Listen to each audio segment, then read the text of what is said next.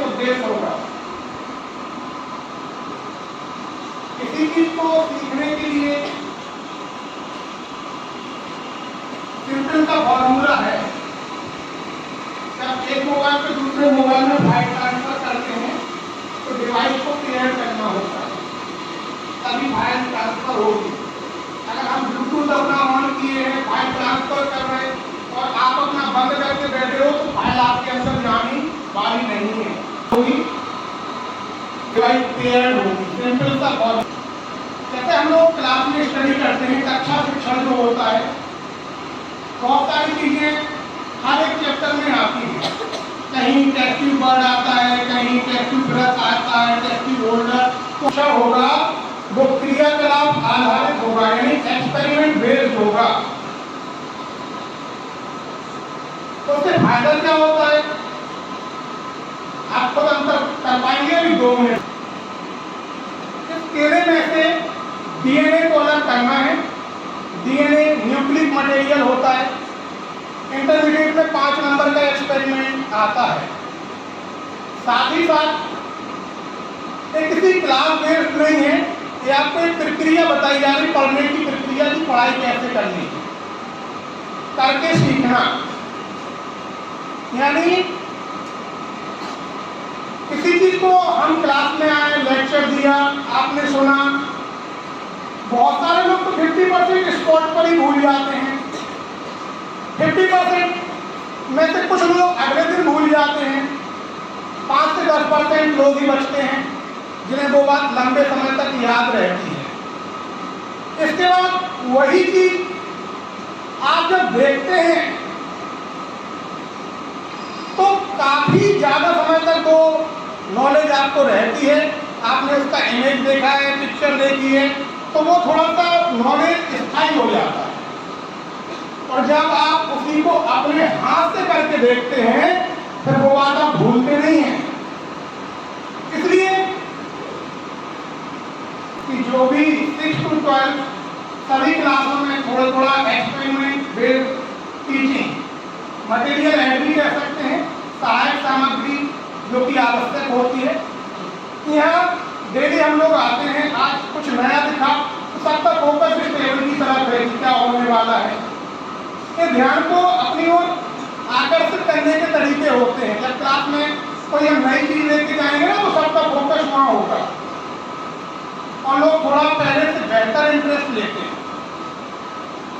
इसी प्रैक्टिकल को अगर हम कोरेली क्लास में सुना लेते हैं कि केला ले लेते हैं, उसका पेस्ट बना लेते हैं और उसमें एथेनॉल मिला देते हैं और डीएनए अलग हो जाता है, तो कुछ सुनेंगे भूल जाएंगे। तो हम लोग डीएनए को अलग करने वाले हैं, आइसोलेशन ऑफ डीएनए, उसके लिए आवश्यक साथ में इसको क्रिस्टल जिसमें किसी मटेरियल को पीसा जाता है, एक बीकर है, टेस्ट ट्यूब है जिसमें टेस्ट ट्यूब रखी हुई है, टेस्ट ट्यूब होल्डर, वो सॉरी टेस्ट ट्यूब स्टैंड।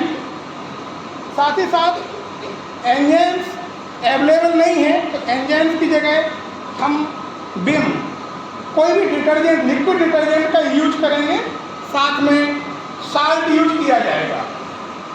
अभी सिर्फ एथेनॉल चाहिए तो एथेनॉल को फ्रिज में रखवाया गया, फिर भी अभी यहाँ जैसे समय लगेगा तो ये गर्म हो सकता है। इसके लिए आइस बॉक्स के लिए मैंने अपनी बोतल को आइस बॉक्स के रूप में यूज किया। इसमें बर्फ ऑलरेडी लेके आया।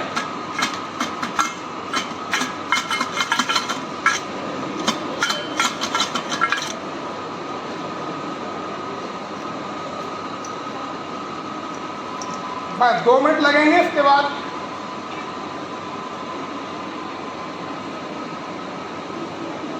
एथेनॉल को ठंडा होने के लिए रख दिया।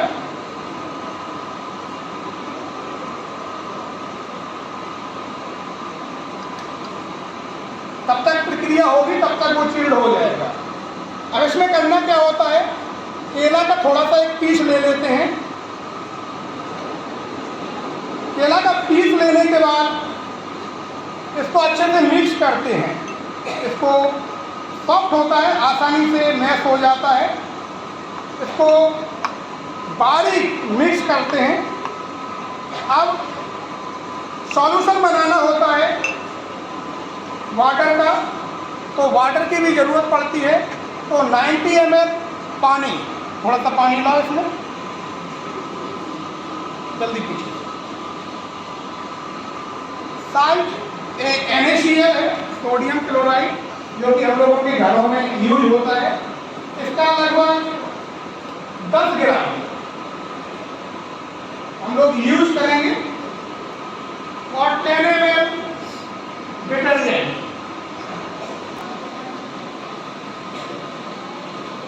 पानी चाहिए। 10 ग्राम साल्ट को मिक्स करते हैं और 10 ml डिटर्जेंट, लिक्विड डिटर्जेंट। इसको बोलना नहीं है, सीखना है। सभी क्लासों में जरूरी नहीं है, नॉलेज आपको जितनी बेहतर हो, जितने ज़्यादा फील्ड में, जितने ज़्यादा एरिया की नॉलेज हो, नॉलेज कभी नुकसान नहीं करती है। तो इसको थोड़ा सा अच्छे से मिक्स करते हैं। इसमें नमक डाला गया क्योंकि DNA चार्ज होता है, तो चार्ज को न्यूट्रल करने के लिए NaCl का यूज किया जाता है। और साथ में डिटर्जेंट जो सेल की सेल में आपको मिलेगा।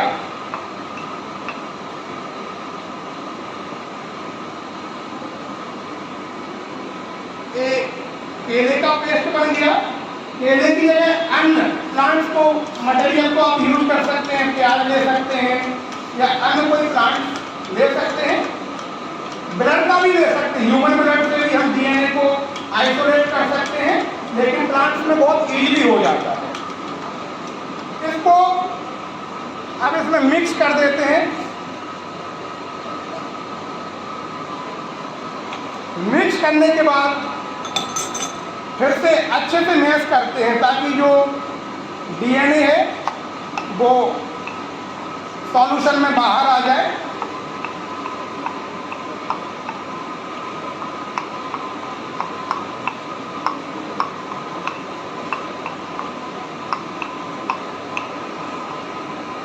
ज़्यादा समय नहीं लगेगा। इससे आपको एक आइडिया मालूम चलेगा कि प्रैक्टिकल का क्या महत्व है।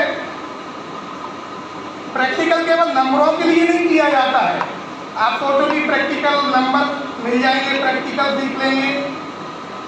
प्रैक्टिकल से जो आपकी नॉलेज होती है वो स्थायी होती है।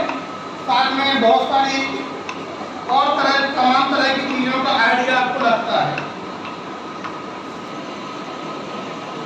ये अच्छे से मिक्स हो चुका और थोड़ा सा इसको रख देते हैं 2 मिनट के लिए।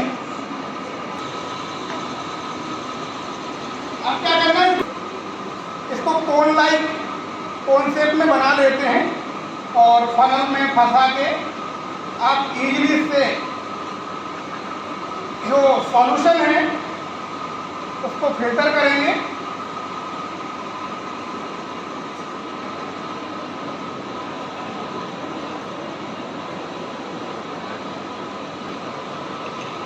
जल्दबाजी नहीं की जाती है प्रैक्टिकल में। कुछ लोग इसी में मिक्स करने लगते हैं, फिल्टर पेपर सॉफ्ट होता है, फट जाएगा, तो फिर आपको जो फिल्ट्रेट मिलने वाला है उसकी वैल्यू ठीक नहीं आएगी। जो रिजल्ट जैसा मिलना चाहिए वैसा नहीं मिलेगा। प्रैक्टिकल जितने भी होते हैं वो तसल्ली से किए जाते हैं।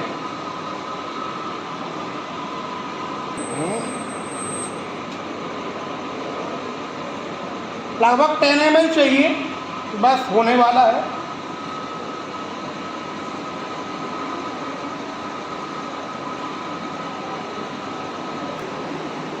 आपकी कोशिश होनी चाहिए कि लगभग कम से कम 1 सप्ताह में आप एक प्रैक्टिकल जरूर कोई करें। आपको आपके आचार्य भी आपको लैब से सामने लाके क्लास में दिखा सकते हैं।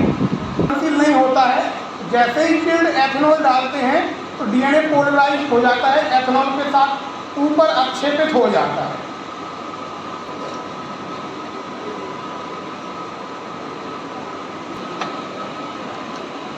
ये देखें आप, डीएनए ऊपर अक्षेपित होने लगा, ऊपर जो कॉटन जैसा दिखने लगा व्हाइट व्हाइट, अभी दिखाएंगे।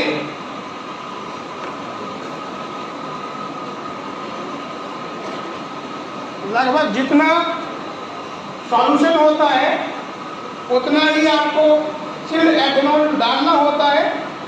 आप देखें ऊपरी सरफेस पर कुछ थ्रेड लाइक संरचनाएं दिख रही हैं कॉटन जैसी, वही आपका डीएनए है जिसको हम लोगों ने आइसोलेट किया हुआ है प्लांट सेल से। इसको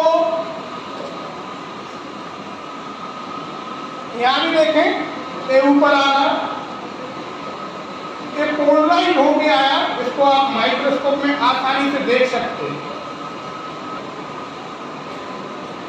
ये देखें, ये जो ग्रुप है, ग्रुप ऑफ थ्रेड्स, ये जो बहुत सारे थ्रेड्स लाइक संरचनाएं आपस में लपटी हुई हैं, बहुत सारी सेल्स का जो लंबे लंबे थ्रेड लाइक स्ट्रक्चर, डीएनए क्या है? डीएनए थ्रेड लाइक संरचना होती है। जो आप स्ट्रक्चर देखते हैं वो इलेक्ट्रॉन माइक्रोस्कोप का होता है। हम लोगों के पास कंपाउंड माइक्रोस्कोप अवेलेबल है, फिर भी जब इसके थ्रेड को निकाल कर आप माइक्रोस्कोप में देखेंगे तो आपको इससे बेहतर डीएनए दिखाई देगा। तो ये हम लोगों ने डीएनए को आइसोलेट किया हुआ है। हम लोगों के सिलेबस में तो है ही, साथ में एक आइडिया लगेगा कि जो हमें पढ़ाई करनी है, तैयारी करनी है, हम लोग दे देते हैं रिएक्शन करके आना, केमिकल रिएक्शन करके आना, हम लोग किताब से पढ़ लेते हैं, तैयार हो गया। कहते हैं कि हाइट का डायग्राम बना के आना है, कल बनवाएंगे, तो हम लोग देख लेते हैं, हाँ ऐसा बनना है, ऐसा बनना है, और पेपर के लिए तैयार। वो जब आप एग्जाम में जाओगे तो रिएक्शन आपसे होने वाली नहीं है, वो डायग्राम बनेगा नहीं। अगर आप उसको घर पे 2 बार बनाएंगे, रिएक्शन को लिख के देखेंगे, तो निश्चित तौर पर तब जाके आप कर पाएंगे। आप कभी भी देख लेना, करके देख लेना, आप ओरली पढ़ के डायरेक्ट एग्जाम में लिखोगे ना, रिएक्शन बीच में भूल जाओगे, कहीं ना कहीं रिएक्शन में मिस्टेक हो जाएगी। लेकिन अगर वो रिएक्शन आपने घर से 2 बार की है तो आपसे फिर मिस्टेक नहीं होगी। रिवीजन ओरली नहीं करना है, आपके सामने रफ कॉपी हो, आपके सामने पेन हो और आप करके देखें तो वो नॉलेज आपकी स्थायी होगी। निश्चित तौर पर आपको समझ में आ गया होगा, तो आप लोग ठीक से ऐसे कोशिश की जाएगी कि आपको टीचिंग मटेरियल से रिलेटेड सामग्री आपको दिखाएंगे हर एक क्लास में, ठीक है? Okay, thank you.